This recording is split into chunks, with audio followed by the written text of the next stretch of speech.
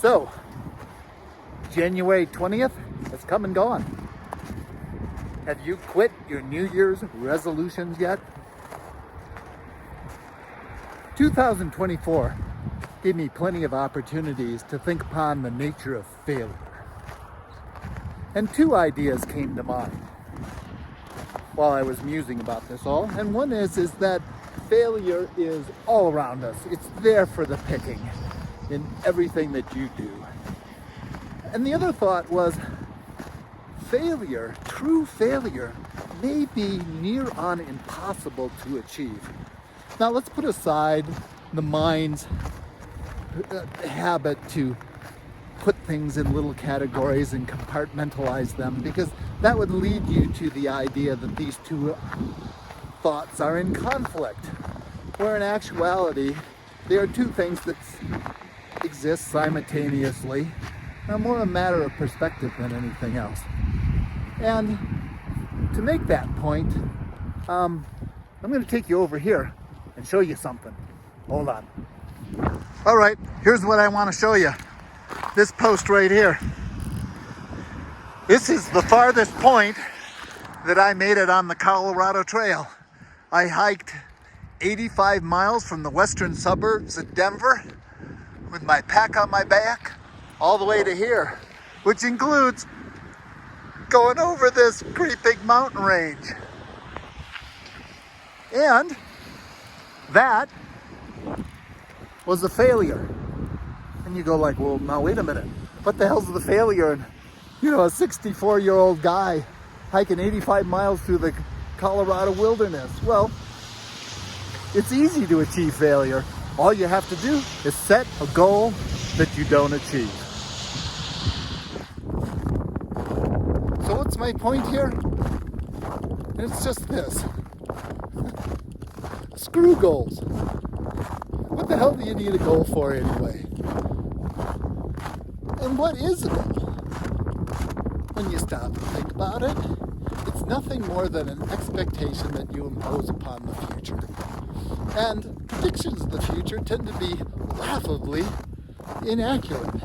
And yet, you're going to use this method to judge your self-worth by saying whether you succeeded or whether you failed, when maybe what you're doing is finding out how good you are at setting goals. Because on one hand, you could set goals that you always achieve, and then you could say, well, I always succeed. What a big success I am. Or you could set goals less accurately and then end up failing all the time, regardless of what experience you had or how much effort you put into it. So it all seems like a bunch of contrived nonsense.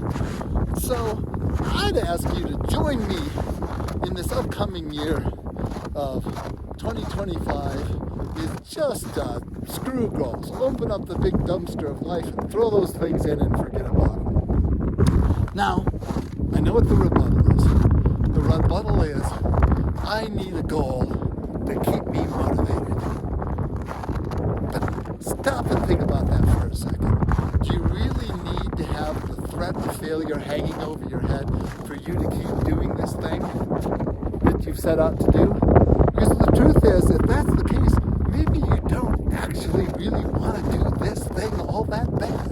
And maybe you should reconsider your priorities and find something that you like doing enough so that without that threat of failure, you do it anyway. And that's the point of me in the Colorado Trail. Even though I set goals that I didn't reach, and therefore I can claim failure from the grips of a wonderful experience, well, that's the point. Right there.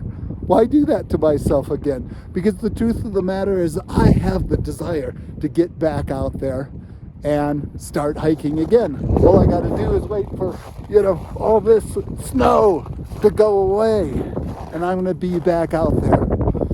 And more to the point is, I'm kind of saddled with an aging, dilapidated body. It's going to do whatever it's able to do. And that's going to be the end of it. And whatever that amounts to is going to be the experience that I had. And looking back at last year, I loved all those experiences that I had hiking through the mountains. So goals, Screw them. I'm done with them. I don't need them. You don't need them. Let's throw them in the trash can and go out and just enjoy the experiences we have, because those experiences are going to be what makes up the life you lead. I think I said the thing. So I'm done. And it's cold.